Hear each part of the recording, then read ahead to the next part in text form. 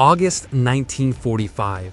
The silence in Tokyo is heavier than the noise of war. Following the most destructive aerial bombardment in human history, the capital of the Japanese Empire has been reduced to a scorched wasteland of carbonized wood and twisted metal. The statistics from this period are not just numbers, they are a portrait of an apocalypse. 66 major cities have been leveled.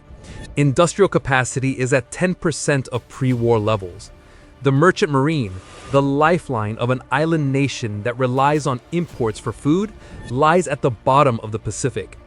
Inflation is vertical, rice is a luxury, and people are eating grass and locusts to stave off starvation. By every metric known to economists, Japan is not just defeated, it is deleted. It is an agrarian ruin destined to rely on foreign aid for the next century, a permanent ward of the state. Yet, if you were to fast forward the tape just 25 years, this same desolate island would be the second largest economy on the planet, flooding the world with high-tech electronics, superior automobiles, and massive ships. It was a recovery so fast, so violent, and so precise that it defied the laws of economic gravity. How does a nation with no natural resources, no money, and a shattered reputation overtake the victors who bombed it? Most historians attribute this resurrection to the Korean War or American charity, but those are convenient simplifications that ignore the machinery under the surface. The real story is about a specific, ruthless economic algorithm, a code of conduct between the government and the private sector that the world had never seen before. It was a system that managed to synthesize the raw power of a command economy with the feral innovation of the free market. Across the water, the Soviet Union watched. They had the resources, they had the labor, and they had the command, but they lacked this specific code. Both nations wanted to dethrone the West, but while one built an economic empire that bought Rockefeller Center, the other built a house of cards that collapsed into history. To understand why, we have to start with the moment the United States decided to accidentally save their enemy. In 1946, the American occupation forces, led by General Douglas MacArthur, arrived with a clear mandate: the pastoralization of Japan.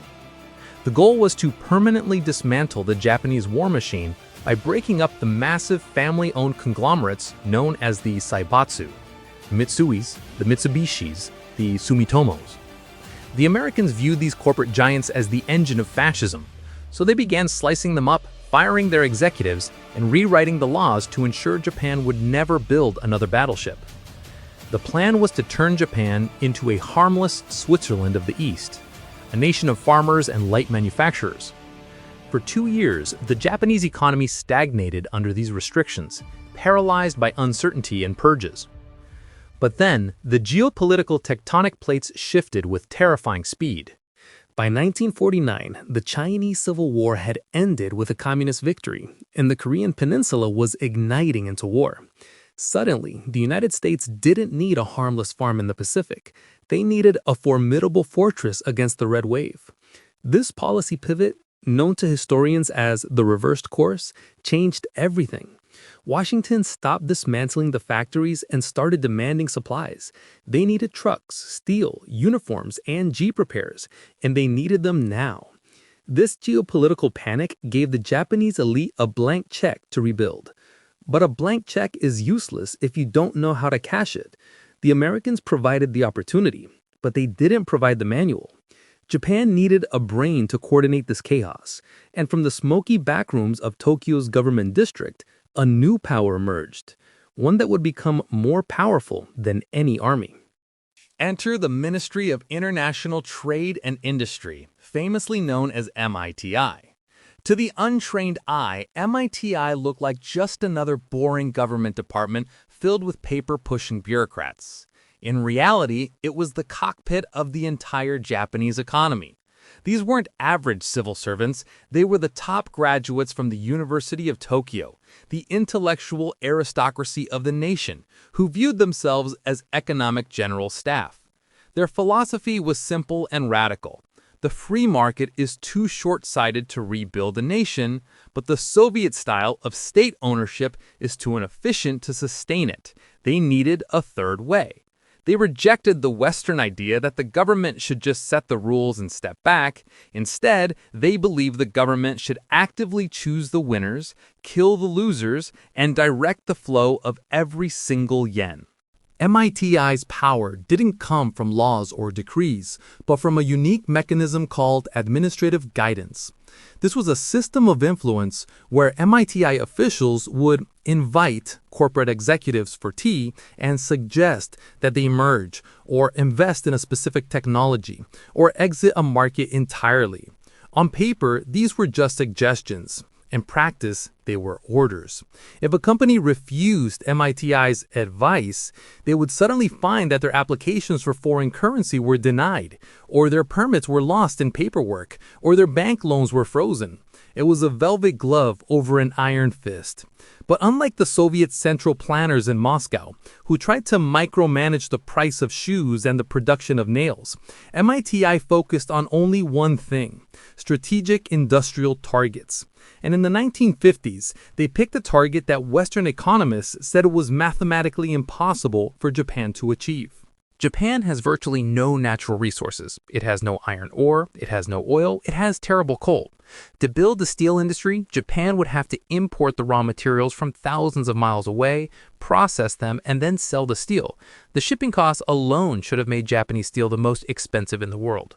Western advisors told Japan to stick to textile, silk, and cheap toys, labor-intensive goods that matched their poverty. Mitai ignored them. They understood a fundamental truth of the 20th century. If you cannot make steel, you are not a real country. They initiated the priority production system, a gamble that risked the entire nation's solvency. The government took total control of the banking sector. Through a mechanism called window guidance, the Bank of Japan dictated exactly how much money commercial banks could lend and to whom they could lend it. If you wanted to open a restaurant or a pachinko parlor, there was no money for you. But if you wanted to build a blast furnace, the vaults were wide open. They funneled every spare ounce of capital into coal and steel, starving every other sector of the economy. It was a form of financial repression that forced the population to save money in banks that paid low interest, effectively taxing the citizens to subsidize the factories. In the Soviet Union, the state would have just seized the money. In Japan, they rigged the incentives so the money flowed voluntarily. But throwing money at steel mills doesn't guarantee quality, and this is where the Soviet and Japanese paths diverge fatally. In the Soviet Union, the government owned the steel mill. The manager of the mill was a bureaucrat. His goal was to meet a quota set by Moscow. If the quota was produce 10,000 tons of steel, he would produce 10,000 tons of heavy, low-quality steel because that was the easiest way to hit the weight target. He had no incentive to innovate, no fear of bankruptcy, and no competition. If he failed, he might be purged. If he succeeded, he got a medal. There was no mechanism for efficiency. MITI, however, understood that monopoly breeds laziness. They decided to manufacture a fake free market that was actually a gladiator pit. MITI would select a sector, say steel, and encourage multiple private companies, Yawata, Fuji, Kawasaki, Sumitomo, to invest. These companies were privately owned and profit-driven. MITI would then say, "We have funds for 3 new blast furnaces.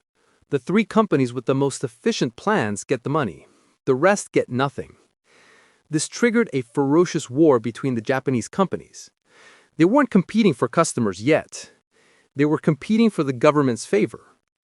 To win, they had to import the absolute latest technology from the West, strip it down, improve it, and run it 24/7. This controlled competition meant that while the government set the goal, the private sector had to kill each other to achieve it. The survivors of this domestic bloodbath emerged as the most efficient producers in the world.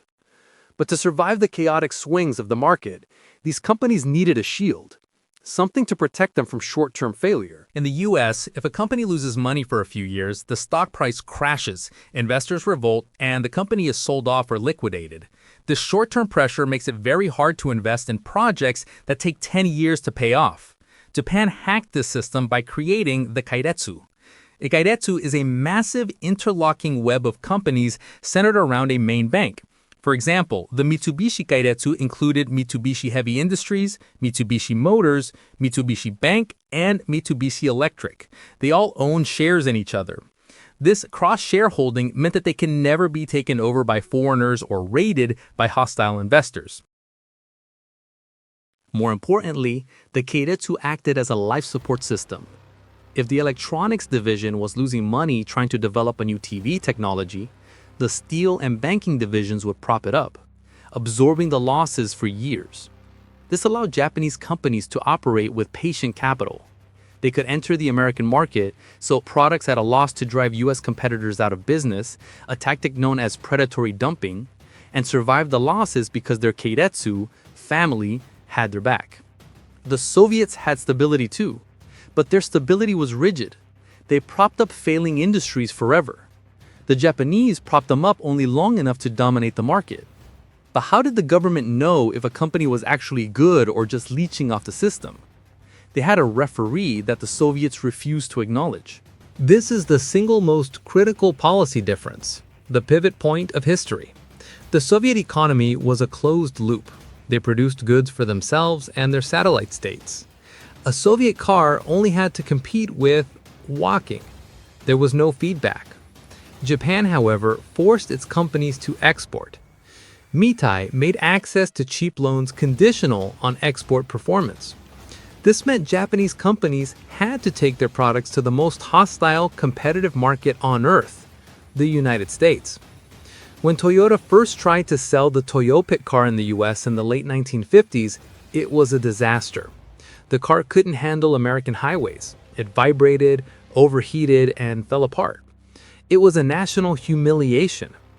In a Soviet system, the report would have been buried and the car would have continued being made for domestic use. In the Japanese system, the market slapped them in the face.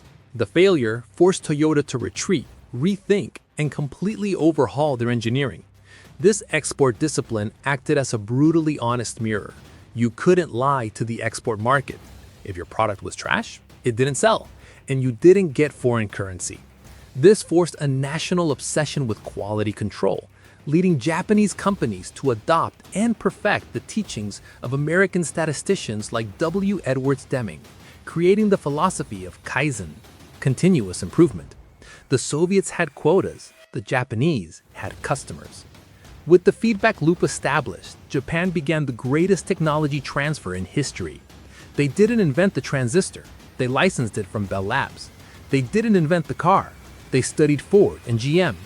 But they didn't just copy, they miniaturized and optimized. Sony, a small company rising from the rubble, took the transistor, which Americans thought was only good for hearing aids, and used it to build the pocket radio. This marked the shift from heavy industry to consumer electronics. The government supported this by suppressing domestic consumption. They made foreign goods illegally expensive through tariffs, forcing Japanese citizens to buy Japanese goods, while simultaneously keeping the yen artificially undervalued to make Japanese exports cheap abroad. It was a massive wealth transfer from the Japanese household to the Japanese corporation. The average salaryman worked long hours, lived in a tiny apartment, and paid high prices for goods. Also, his company could conquer global markets. It was a societal mobilization that resembled war, but the battlefield was economic, and the generals at MIDI were about to face a rebellion that proved their system wasn't infallible. By the 1960s, MITI felt they had too many car companies. They wanted to merge Toyota, Nissan, and a few others into huge national champions to fight Detroit, similar to how they managed steel. They explicitly told a motorcycle manufacturer named Soichiro Honda not to enter the car business. They drafted laws to stop him. But Honda was a maverick who hated bureaucrats. He ignored their guidance, bypassed their financing, and launched his car company anyway. This act of defiance saved the Japanese auto industry. If MITI had succeeded in merging everyone, they would have created a bloated, lazy monopoly, a Soviet-style giant. Honda's entry increased the ferocity of domestic competition. To survive against Toyota and Nissan, Honda had to be more innovative. To crush the upstart Honda, Toyota had to refine its just-in-time manufacturing system to absolute perfection.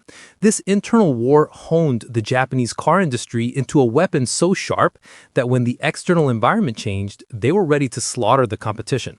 And in 1973, the world handed them the perfect opportunity. In 1973, the OPEC oil embargo quadrupled the price of oil overnight. The global economy went into cardiac arrest. In the United States, the auto industry was caught completely off guard. Detroit was churning out massive gas-guzzling V8 muscle cars. Suddenly, nobody wanted them.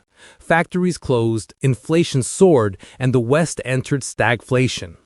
Logic dictated that Japan, which imported 99% of its oil, should have been wiped out. Instead, the exact opposite happened. Because Japan had spent 30 years obsessed with resource scarcity, their factories were already energy efficient. Their cars were small, light, and sipped fuel. What looked like cheap small cars in 1970 looked like smart, essential engineering in 1974. Japan flooded the U.S. market. Western consumers, facing high gas prices, abandoned brand loyalty and bought Corollas and Civics. The oil crisis was the stress test that broke the Western industrial model and proved the superiority of the Japanese lean manufacturing system. While the USSR was stagnating, using its own vast oil reserves to mask the rot in its manufacturing sector, Japan used the crisis to upgrade its technology, shifting from energy-intensive steel to knowledge-intensive high-tech. But as the 1980s arrived, the narrative of the invincible underdog began to twist into something dangerous.